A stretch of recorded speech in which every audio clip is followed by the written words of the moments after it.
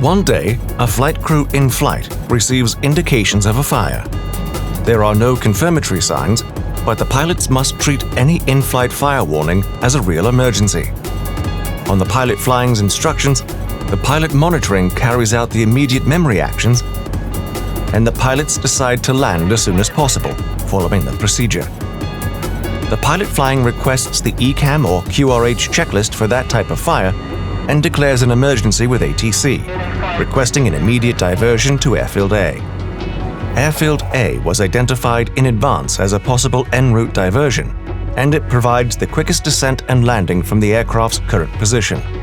Meanwhile, the checklist is completed, but the fire indication is still illuminated. The controller acknowledges the emergency, offers a direct to heading, and notes the time. The controller notifies the airfield and provides the pilots with the latest weather information, runway in use, and the approach time. Meanwhile, the pilot flying hands control of the aircraft to the monitoring pilot. He analyzes the emergency, prepares the approach, and provides more details to the controller. Next, because it is provided in this case, he selects the airport fire frequency on the spare comms box and reviews the likely total time until landing. The captain briefs the cabin crew and notifies the passengers.